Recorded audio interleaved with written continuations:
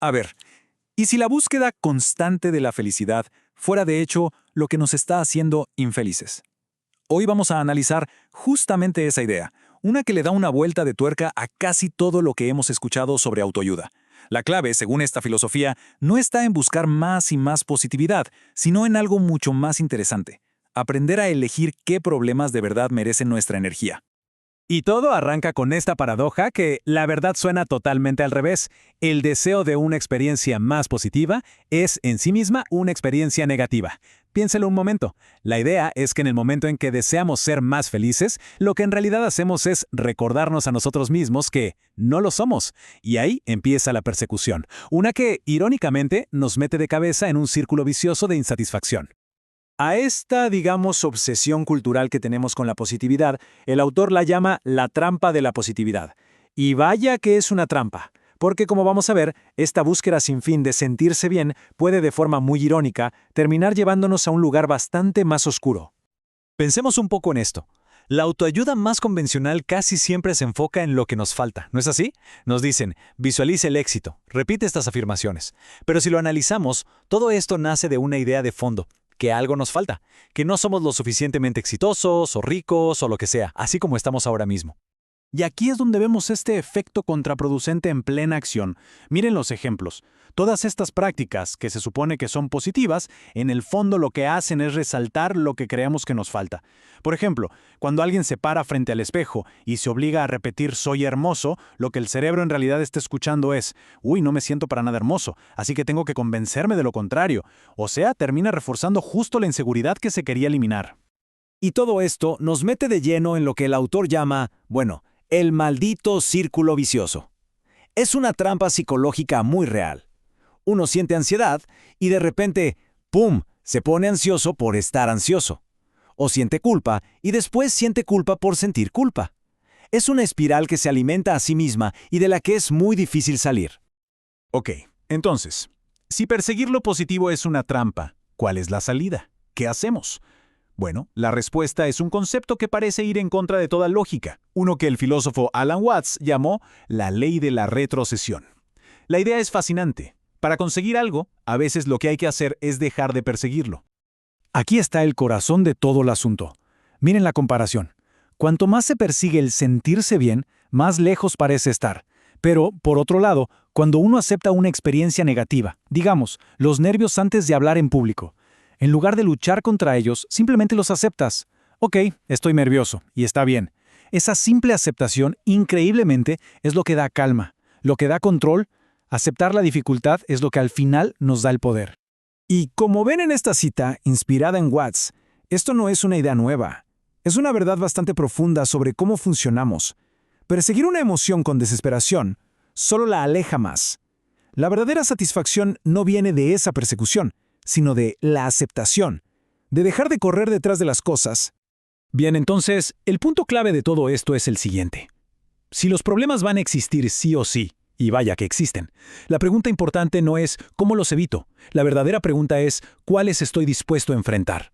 Porque al final, la calidad de una vida no se mide por la ausencia de problemas, sino por la calidad de los problemas que uno elige tener. Eso lo cambia todo. Y esto puede sonar un poco duro, pero la filosofía detrás de esto es directa. La vida tiene sufrimiento. Es inevitable. Pensemos en esto desde un punto de vista casi biológico. El sufrimiento no es un defecto de fábrica, es una característica. Es la forma que tiene la naturaleza de empujarnos al cambio. El dolor, ya sea físico o emocional, es como una alarma que nos grita que algo necesita nuestra atención y nos obliga a movernos, a actuar. Y eso nos lleva a la que es quizás la pregunta más importante de todas. No se trata de preguntar qué quiero disfrutar, sino de preguntar qué dolor estoy dispuesto a soportar. ¿Por qué estoy dispuesto a luchar? La respuesta a esa pregunta es lo que de verdad le da forma y sentido a una vida. Porque al final la felicidad no es como un destino al que se llega. Es más bien el subproducto de estar resolviendo problemas que nos importan. Miren los ejemplos. No se trata de tener un cuerpo increíble, sino de aprender a disfrutar la lucha del gimnasio. La verdadera satisfacción no está en la cima de la montaña, sino en el placer de la escalada. El gusto es la consecuencia, no la meta final. Muy bien, pero entonces, ¿cómo elegimos las luchas correctas? Bueno, todo se reduce a una cosa.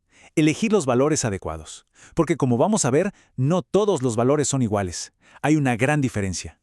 Y la diferencia clave, el meollo del asunto, está en el control. Miren la tabla.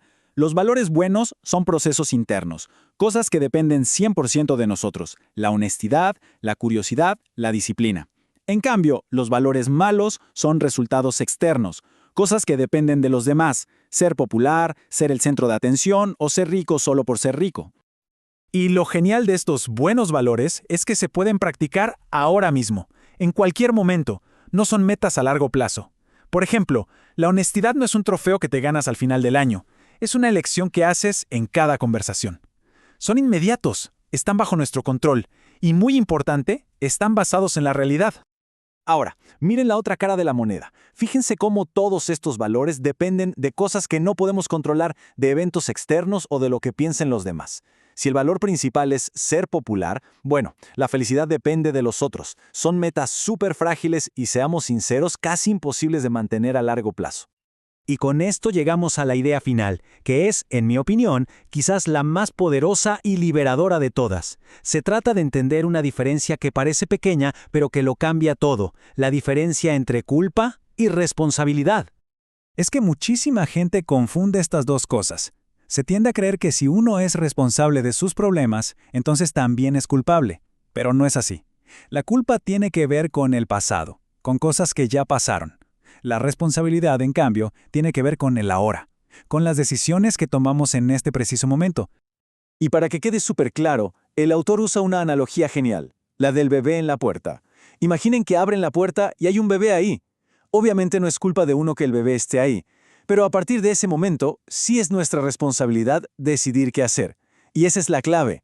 No elegimos la mayoría de nuestros problemas, no son nuestra culpa, pero siempre, siempre somos responsables de cómo respondemos.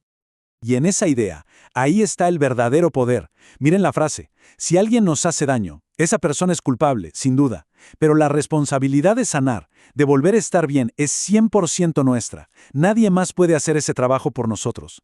Y asumir esa responsabilidad, ese es el primer y más grande paso para recuperar el control de la propia vida. Porque al final del día siempre estamos eligiendo. Seamos conscientes o no, a cada instante elegimos los valores, las reglas con las que medimos todo lo que nos pasa. Y esa es la máxima libertad.